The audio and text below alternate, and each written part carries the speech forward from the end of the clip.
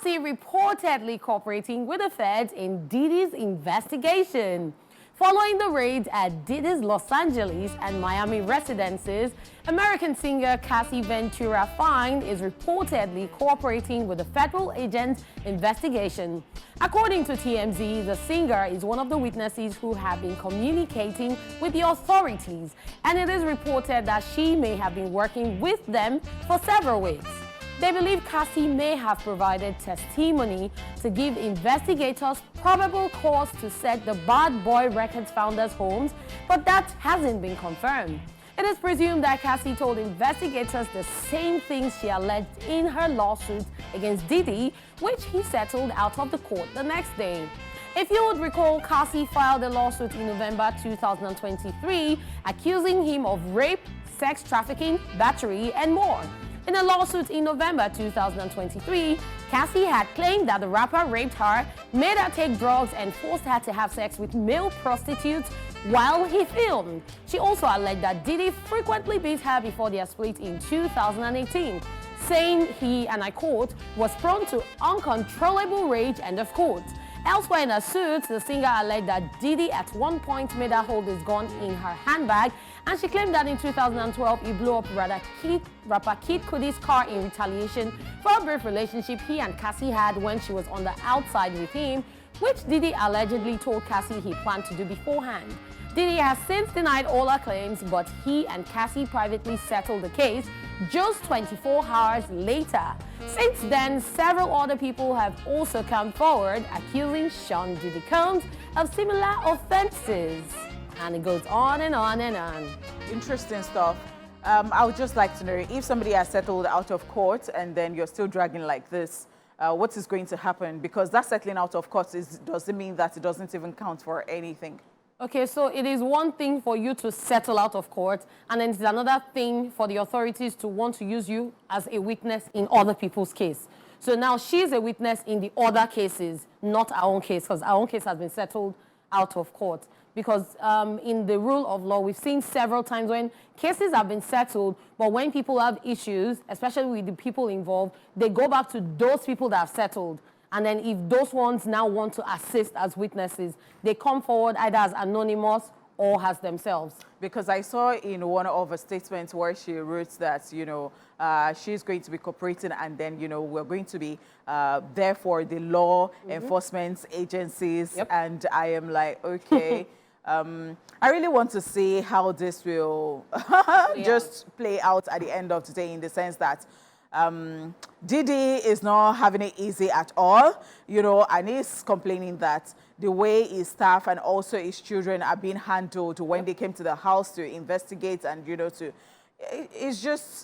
I just want to see whether it's going to be another case of R. Kelly. I'm just waiting and keeping my fingers crossed right So here. Talking about his children, we know that both of them were detained and then later released. But then during the week, there was this news story that Christian, one of his sons, was also accused of something similar, sexual assault and some other things by a lady. And now people are wondering what exactly is going on. Because now there are different stories surrounding the raid. There's stories that, it's because of Diddy. Some other people are saying his sons could be involved. And then not long after that news broke, that Christian might be getting a lawsuit from a lady who claims that she was sexually assaulted by him. That's Diddy's younger son. So now there's just a whole lot. We'll just keep our fingers crossed and watch how the whole thing plays out and see what happens with Diddy and his family.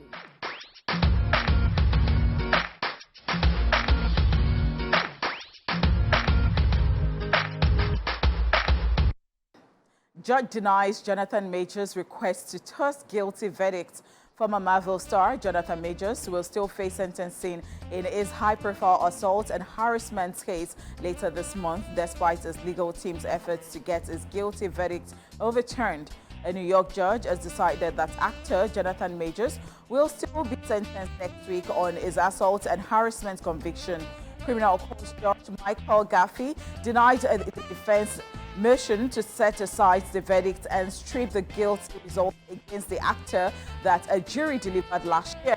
With this last unsuccessful effort, Majors will be sentenced on April the 8th and faces up to a year behind bars. there was no judicial error in asking the jury to consider whether Majors caused Jabari's injuries recklessly. He wrote in his 4-page decision where he wrote, there was a reasonable view of the evidence to support that defendant acted recklessly. In a statement shared with the Times, attorney Priya Chandra said Majors feels disappointed by the outcome of the motion, yet he upholds respect for the process. He continues to draw strength from his friends, fans, family, and dogs, harnessing his art and creativity as he eagerly anticipates closing its chapter. This chapter, it looks forward to redirecting his time and energy fully towards his family and his art. Just so you know, Manhattan jury had found in December that Jonathan Majors recklessly injured his ex-girlfriend, Grace Jabari, as they fought over his cell phone in the back seat of the chauffeured car on the streets of Chinatown. After a very 2-week trial in December, a Manhattan jury found Majors guilty in December for 1 count of assault in the 3rd degree and 1 count of harassment in the 2nd degree against Jabari. He was also acquitted of a different assault charge and aggravated harassment. Will it ever end for Jonathan Majors? Like, would all these troubles ever end? I wonder. I just caught a place that was very funny to me, how they included the dog as part of the... I'm so sorry for being messy, but, you know, family, fans, his dog. Yeah, his family. See, dogs, pets, people. Leave me alone. But it was just funny to me. All right, so let's go back to the real matter. I find this very disheartening for these dudes because it was at that time where it was coming into the limelight that this started happening. And, you know, I thought that, you know, he could just go on with his life with the fact that, you know, Megan Good came into his life and they're looking like they're in the whole issue together and they're going to, you know, come to the end of it very soon. But with this back and forth, I'm not sure that this is going to end very soon. And I think that there is nothing we can do about it. This has just affected his career in a very big way. I don't know whether I would be able to come back. I don't know. But, I mean, I can only wish him the best. Yeah, we can only wish him the best. Lizzo clarifies her recent "I quit" message. American singer-songwriter Lizzo has come out to clarify a recent message she shared, which some people perceived as her quitting the music industry. Taking to her Instagram page, Lizzo shared a video with fans where she explained that when she said she quit, she meant that she quit giving attention to any negative energy. She said, and I quote, "When I say I quit, I mean I quit giving any negative energy attention. What I'm not going to quit is the joy of my life, which is making music, which is connecting to people, because I know I'm not alone. If I can just give one person the inspiration or motivation to stand up for themselves and say they quit letting negative people win, negative comments win, then I've done even more than I could have hoped for," end of quote. If you would recall, we earlier reported that Lizzo shared an emotional statement with her fans via Instagram page. In the post, she explained that she was tired of being dragged by everyone in her life and on the internet. Additionally, the singer explained that she's constantly up against lies and didn't sign up for this bleep, after which she ended her message with, "I quit." Wow. So now we understand.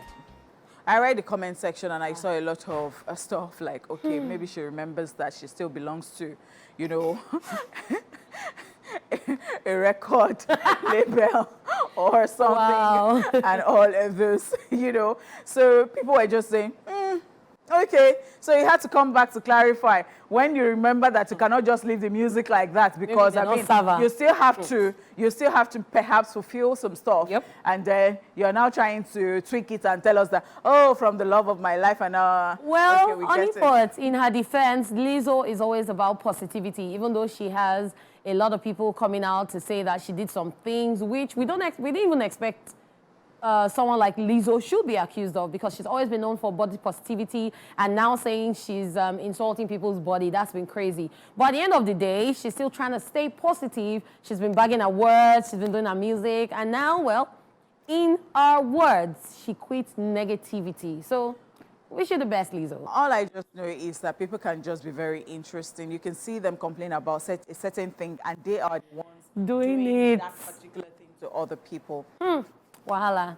All right, we will go on this break, and when we do get back, the show continues, guys. Don't go anywhere.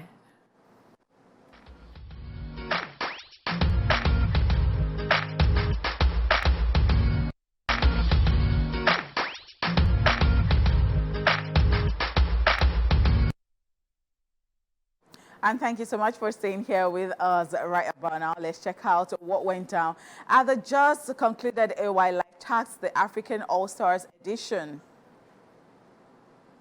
Without creatives, comedians, music.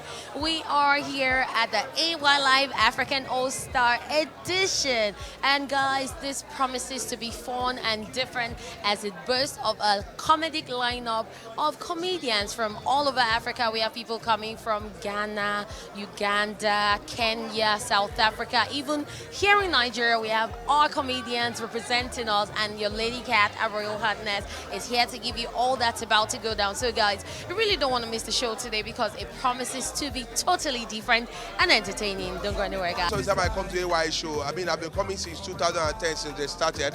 Yeah, so I just look forward to AY being AY. I don't look, because AY will always have something up his sleeve. I've known AY for over a decade, and I'm actually not a newbie in the music business. And this is my first time attending AY's show, and and I happen to be performing tonight. So undeniably, I'm super grateful for the opportunity. And I told him via a WhatsApp chat about 2 days ago, I said, yo, big bro, this show is gonna go bigger than you ever envisaged. Why? Because he's a giver, he's a lifter. I mean, I'm here and he's putting me on a platform where people get to see what God has blessed me with. So I told him, look, God has blessed you and he's gonna keep blessing you. You feel me? You're not so heartbreak. When they say fear women, fear women, fear women. My brother, fear women. My guy, they stay out for 5 years, the parents, all of their wife in that lady. At this kind of economy, I won't ask all these men, how will they survive? At time I say I'm a girl, I want to try somebody who don't work for me. This country, if you like, spend your money wisely, go still finish you. You don't feel wise past this economy now.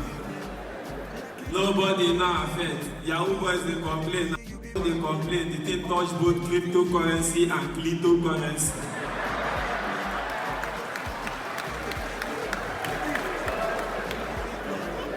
Listen, if now this period prodigal son be do that thing, the papa for fall out. Now everything they increase.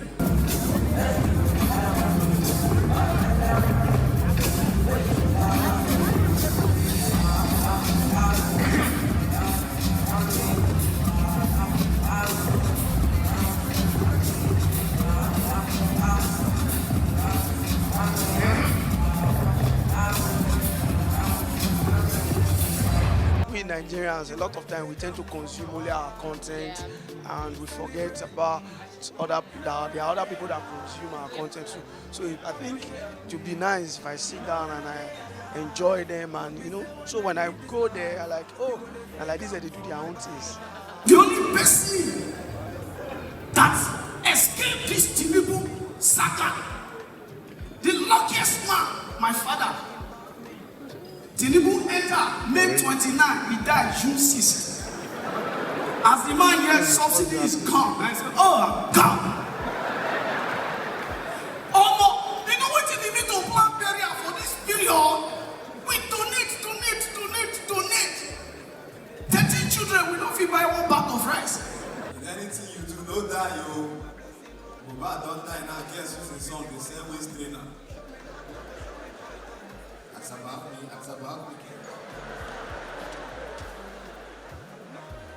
Don't die, yo, Baba. Almost in heat now. Heat won't kill introvert.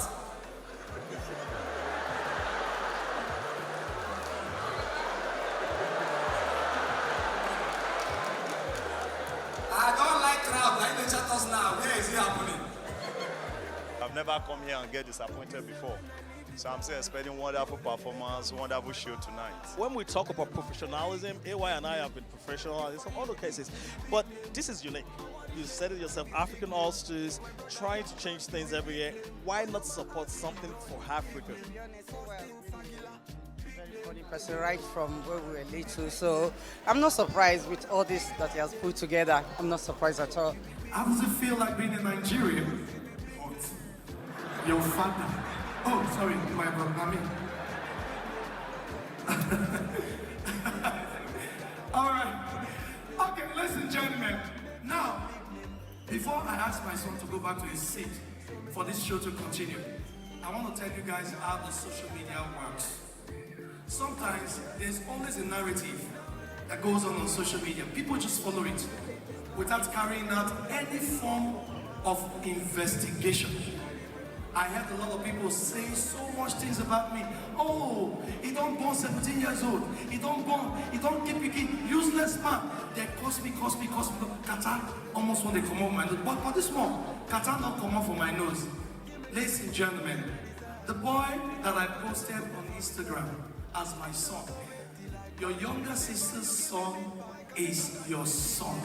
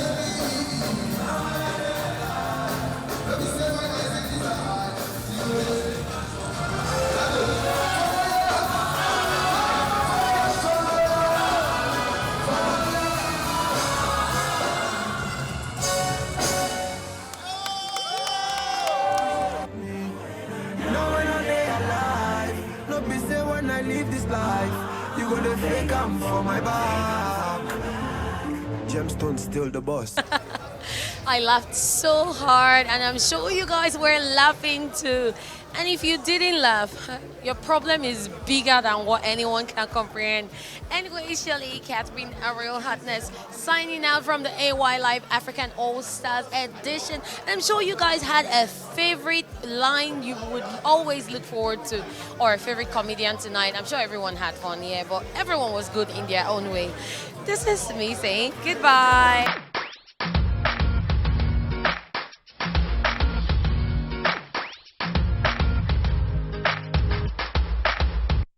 All right, welcome back to the show, guys. That was an interesting event, but right about now, we have in the building our first set of guests.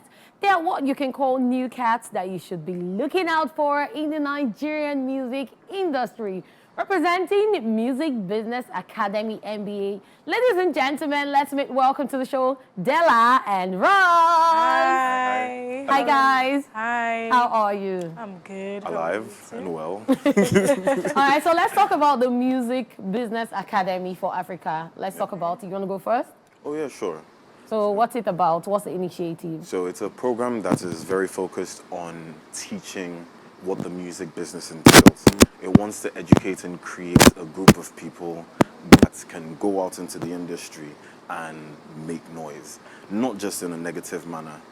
They want to make sure they're doing things the right way and make sure everybody recognizes how well things should be done in the music industry. That's the aim of the entire program. And that's just me summarizing it to a small, tiny bit.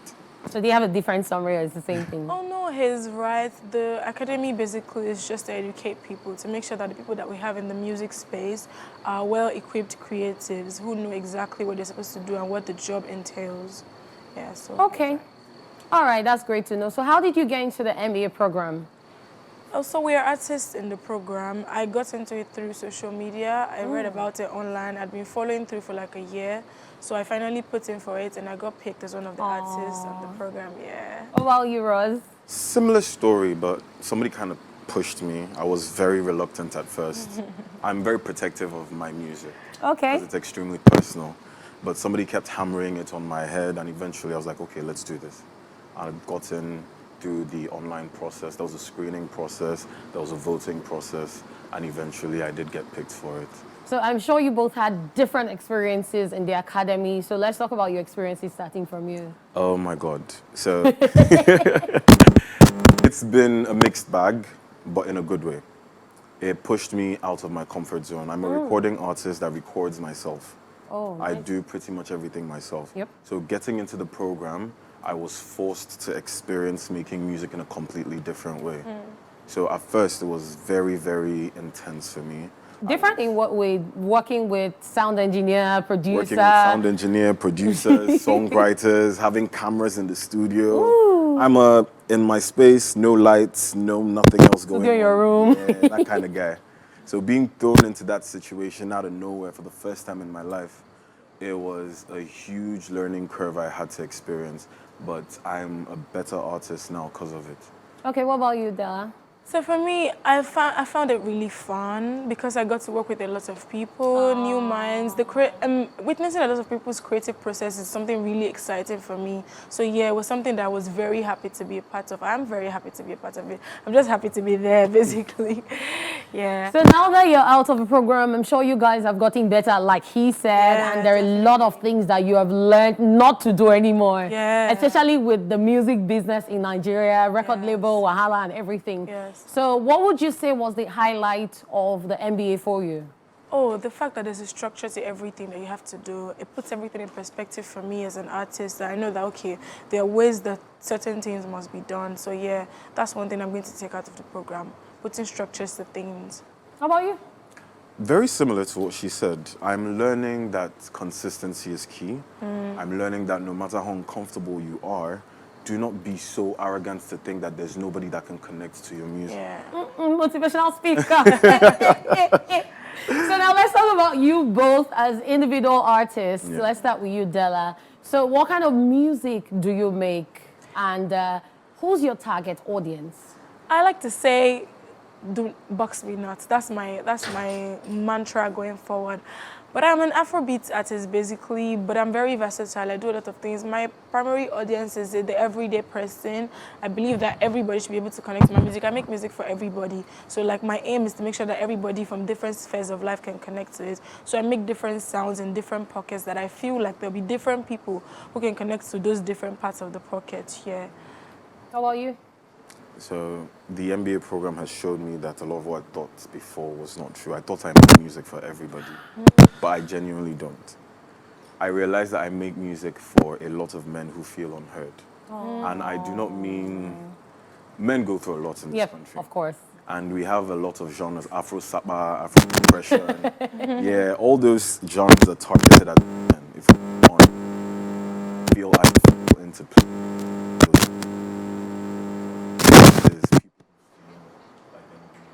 Okay, I'm sure you have a lot to talk about, but we need to go on this break. And when we do get back, you'll be hearing from Della and Rose. They'll still be here with us. Don't go anywhere, guys. It's a different feeling. Woo! Okay.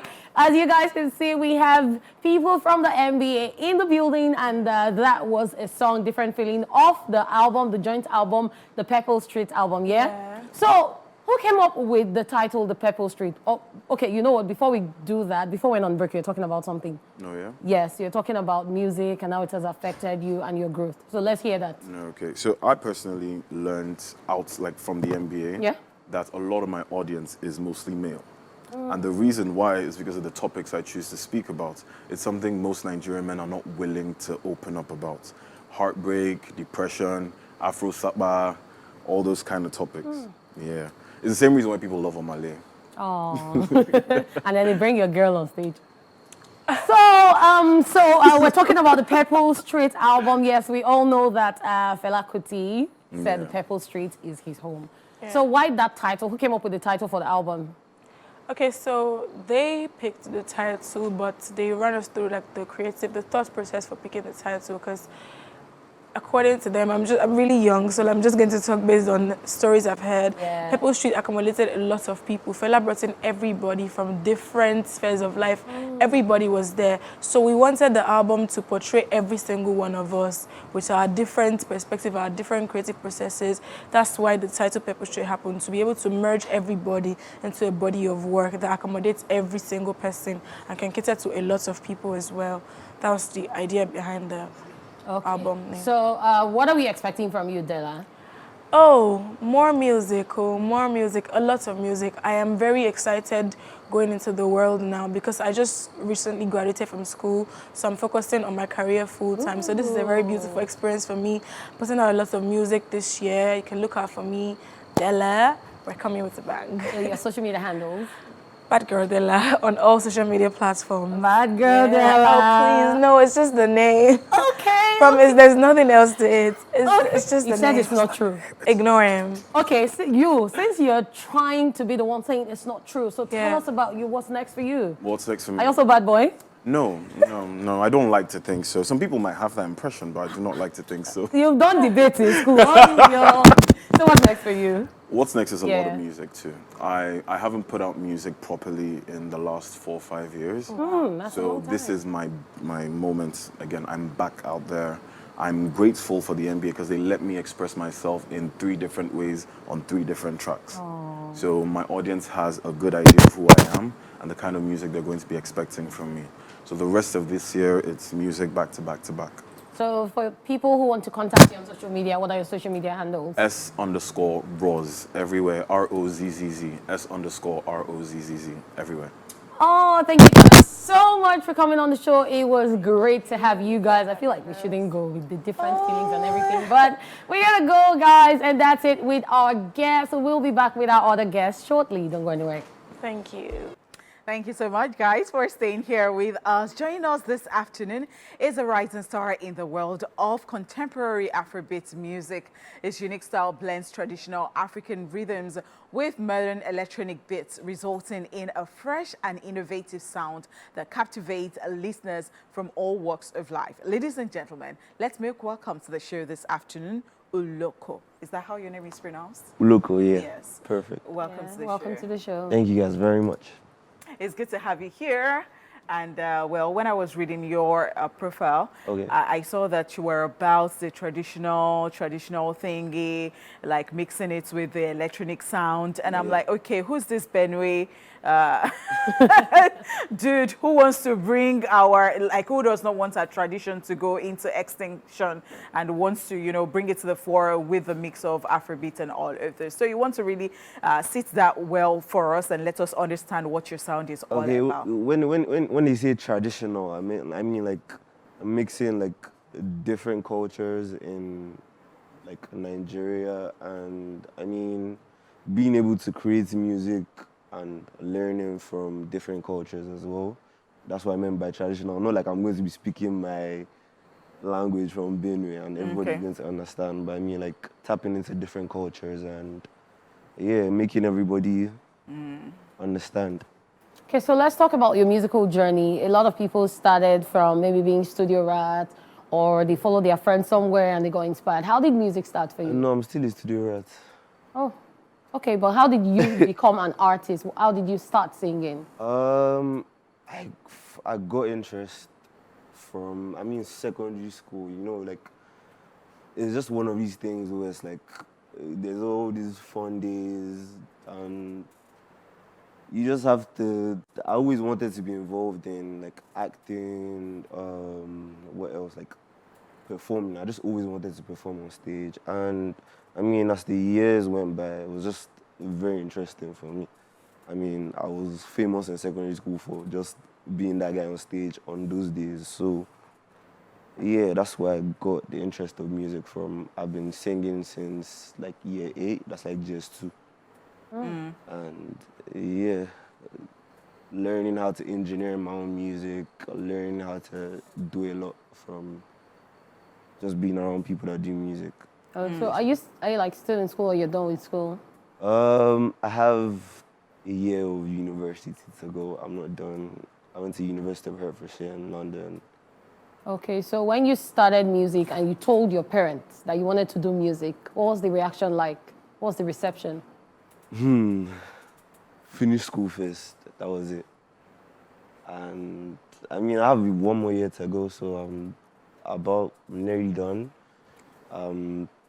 Finding time to mix both together. So Interesting, yeah. interesting. So when I was reading your achievements, I saw that, okay, you're signed to a record label. Yeah. You performed in front of like 8,000 capacity, Yeah. you know, and all of those. So I really want to know, for you, where does the inspiration come from when it comes to performing before a live audience? Because, you know, young people would rather take maybe some substance to make them face this crowd. I don't know, but I really want to know where you get your own inspiration from.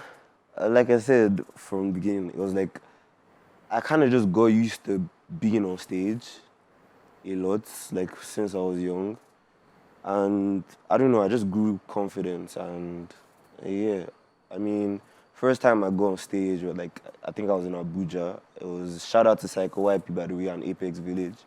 They flew me back from London and just told me I was going to perform in front of 8,000 people, and I was like, there was Rema on stage, Ruga on stage. I mean, this was 2021, and I was like, wait, what? But yeah, nobody's using no substances to perform, nothing like that. It's the confidence, basically, for me. All right, so let's talk about your creative process. What inspires your music, and what is that thing that you're looking forward to your music becoming in the nearest future?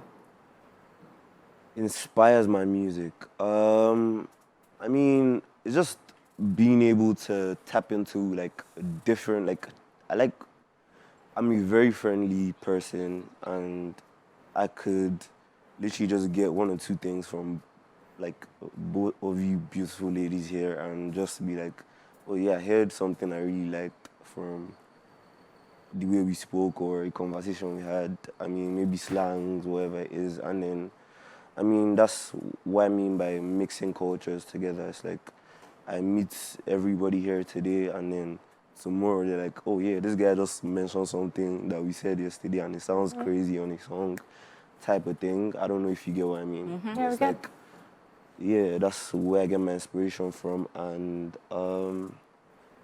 yeah, the more I keep meeting more people, the more I get more confidence. Interesting. All right, we know you have a lot to say, but right now we will go on a music break, and when we do get back, our guests will still be in the building.